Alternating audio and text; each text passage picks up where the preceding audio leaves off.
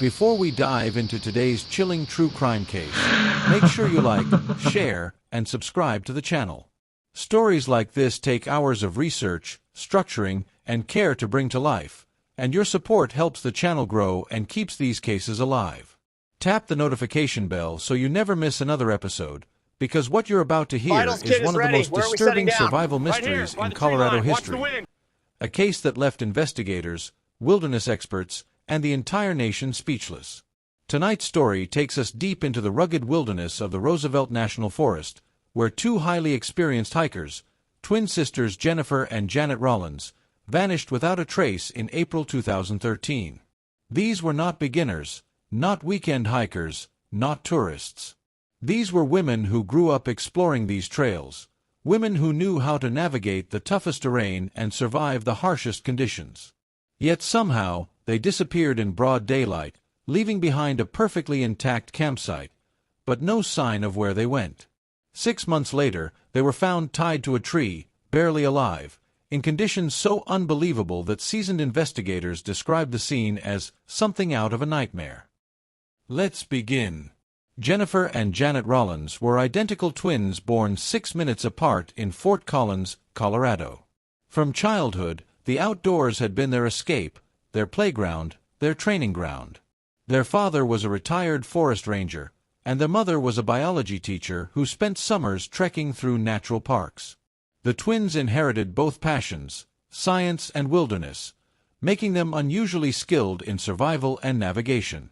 By the time they were teenagers, they could read topographical maps better than most adults.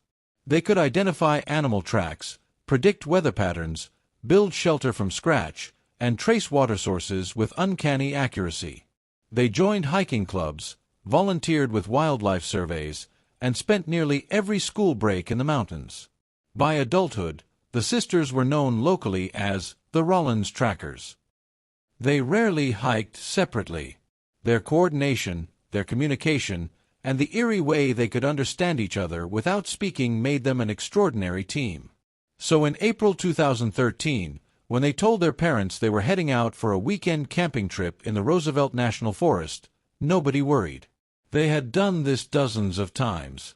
They logged their hiking plan with park authorities, packed their survival gear, and drove out on a sunny Friday morning. It should have been routine, a short trail, a mild climate, and familiar terrain. But by Sunday night, when the twins failed to return home or answer their phones, their parents' concern turned into fear. When Monday morning came with no sign of the women, the family reported them missing.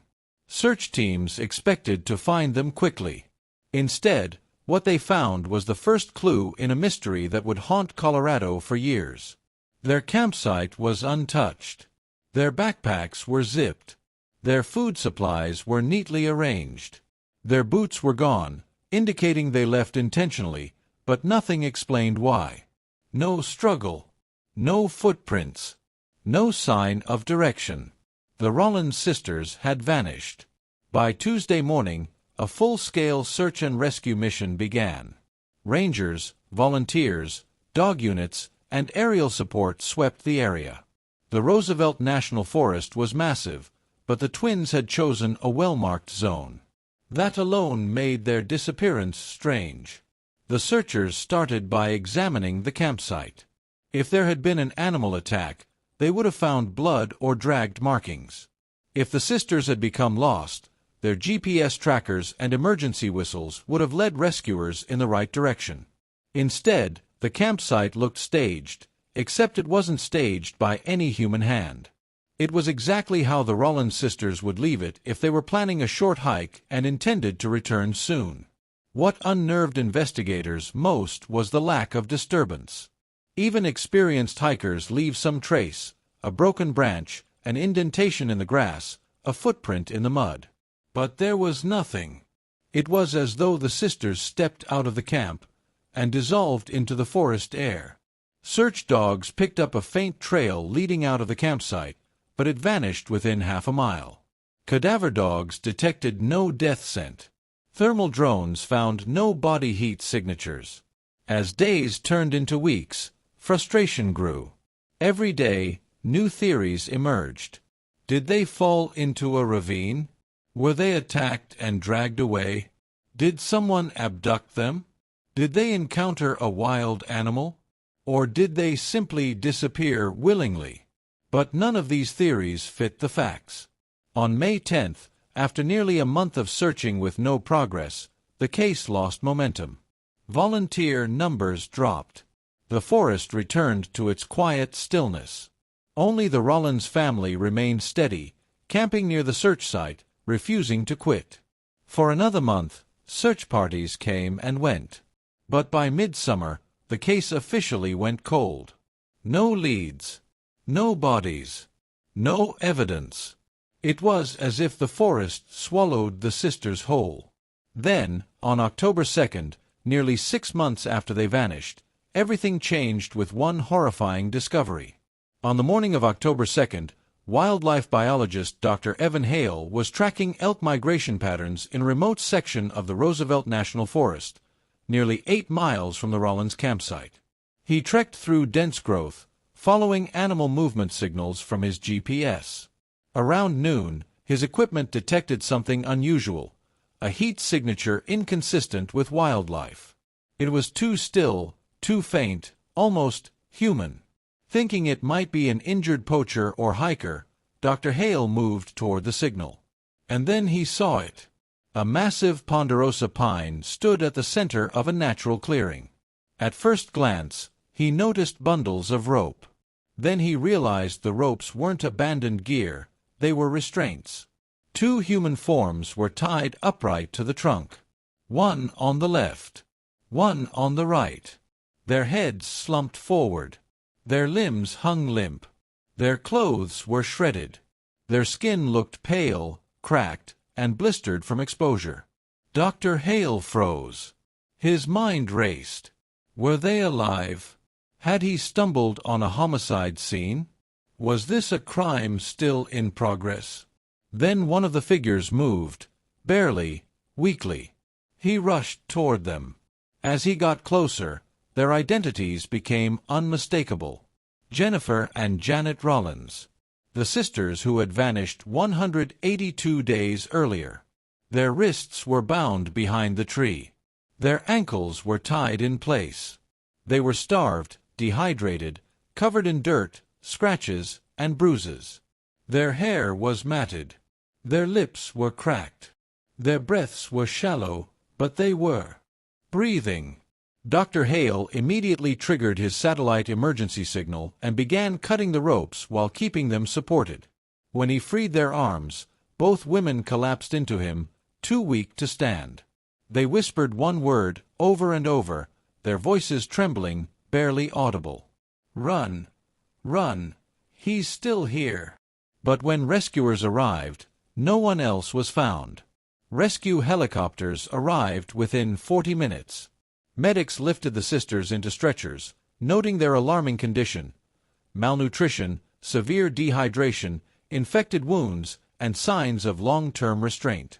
Their bodies bore marks indicating they had been tied and untied repeatedly over time, suggesting cycles of captivity. As soon as they arrived at Poudre Valley Hospital, trauma teams worked to stabilize them. Jennifer was slightly more responsive, whispering fragmented phrases. Janet drifted in and out of consciousness. One doctor described them as 2 people who had been held hostage in the wilderness for months. But that was impossible, wasn't it? The Roosevelt National Forest wasn't an empty void. It was patrolled. It had hikers, campers, researchers, and rangers coming through regularly. How could someone keep 2 women hidden for half a year? How could someone feed them? Move them? Avoid every surveillance effort, drone scan, and dog sweep? The first breakthrough came when Jennifer woke enough to answer questions. Her voice was barely audible, her eyes sunken, her body trembling. When detectives asked who took them, she whispered, "A man, not a stranger, someone who watched us, knew us, lived out there." The rest of the sentence faded. When Janet awoke later, her description matched, but she added something chilling. "He moved like he knew the forest better than we did, like he lived under it. The phrase, "lived under it," sent chills through investigators. It pointed to the long-standing rumors of hermits, survivalists, or off-grid individuals who illegally lived deep in Colorado wilderness, unseen, unheard, undetected. Some called them shadow campers. Others called them the unseen. The Rollins sisters had encountered one. And he hadn't just kidnapped them. He had studied them, followed them, watched them for days before making his move. A man who knew the forest better than any rangers. And he was still out there. Investigators searched the area where the sisters were found, hoping to uncover a shelter, campsite, or hideout. Instead, they found traces of multiple makeshift structures, all of them expertly concealed with foliage, bark, and natural materials. They blended so seamlessly into the environment that search teams had likely walked right past them during the initial hunt. The structures were primitive but efficient. Underground sleeping pits covered with branches. Food storage pockets carved into hollow tree stumps. Rope systems for snaring, climbing, and binding. Smokeless fire pits designed to keep scent minimal. Whoever this man was, he was a ghost, the kind of person who could vanish at will. Detectives combed through missing persons records, prior survivalist arrests, and local reports of reclusive individuals. One name repeatedly surfaced: Aaron Blake, a former wilderness guide who had gone off-grid years earlier.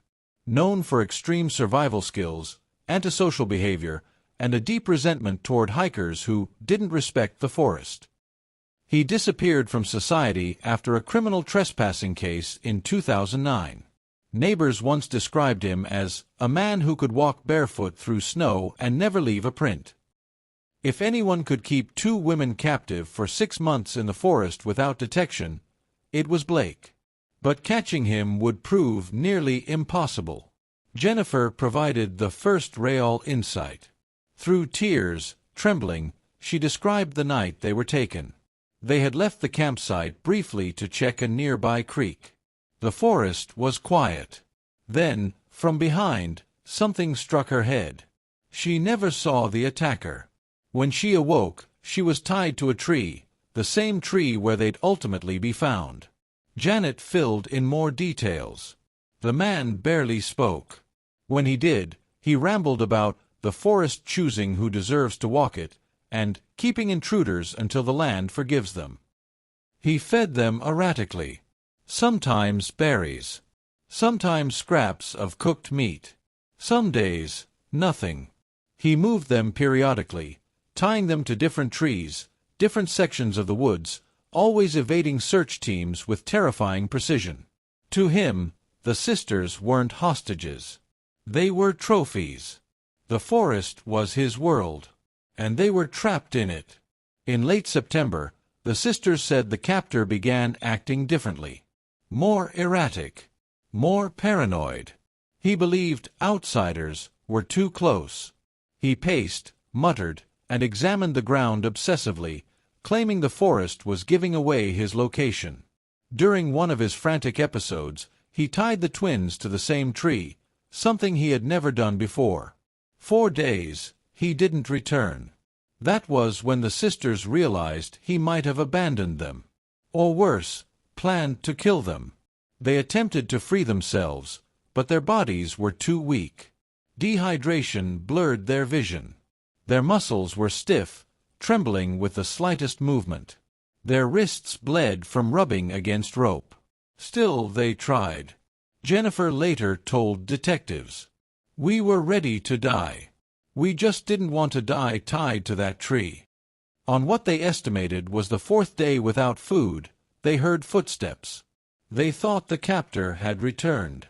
Instead, it was Dr. Hale. The man they believed kidnapped them never resurfaced. But within hours of their rescue, search teams reported signs of recent human movement nearby. But again, the tracks suddenly vanished. No personal belongings. No footprints. No clothing fibers. Nothing. Night fell quickly in the forest, and with it came an unsettling realization. They were being watched. Not by animals. Not by hikers. By someone who knew exactly how to stay hidden. Investigators worked around the clock, but every time they followed a trail, it ended abruptly, as if the forest swallowed it. The FBI joined the investigation. A manhunt began. But Aaron Blake, if he was the captor, was never found. He had become one with the wilderness. A predator who vanished without a sound.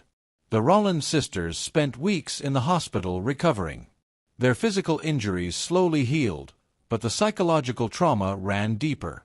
They suffered from nightmares, flashbacks, and panic at the sound of branches snapping. Neither sister ever returned to hiking. Both moved out of Colorado, choosing quiet towns where forests were miles away. Despite extensive efforts, the FBI never formally charged anyone. There were no fingerprints, no tools, no DNA, no campsite belonging to the captor. Every shelter found appeared abandoned for months. Still, the Rollins sisters insisted that the man who held them captive was real, a man who moved like an animal, lived like a shadow, and used the forest as both his weapon and his shield. In the years that followed, hikers occasionally reported seeing a barefoot man moving silently between trees, or spotting a figure watching them from a distance before slipping into the brush. Rangers investigated each report, but found nothing. Whether these sightings were real or the product of local legend, no one knows. But the Rollins sisters never doubted. They believed he was still out there, the ghost of Roosevelt Forest, a man who knew how to disappear in a way no modern tracker could follow. Their case remains one of the most chilling abduction survival mysteries in Colorado history. A reminder that even the most skilled hikers can become prey in the wrong moment. A reminder that the wilderness holds secrets no search team can uncover. And a reminder that sometimes the scariest monsters aren't supernatural. They are human. Thank you for watching today's episode. Before you go, make sure you like, share, and subscribe to the channel so you never miss another true crime deep dive. Your engagement helps keep these stories alive and brings more attention to cases that deserve answers. The disappearance of Jennifer and Janet Rollins is more than just a wilderness mystery. It's a haunting reminder of how quickly a familiar place can turn dangerous. Two experienced hikers, fully prepared and deeply knowledgeable, vanished within a forest they had spent their entire lives studying. And despite the massive search efforts, it took half a year for them to be found, tied to a tree, barely alive, in a place investigators had already searched multiple times. Was their captor truly Aaron Blake? Did he die somewhere in those woods? Or is he still out there, hiding just beyond the tree-line, watching hikers who unknowingly wander into his territory? Until the full truth is uncovered, this case will remain one of Colorado's most disturbing open mysteries. Thank you for being here. Stay safe, stay aware, and always pay attention to the world around you. Don't forget to like, share, and subscribe for more stories like this.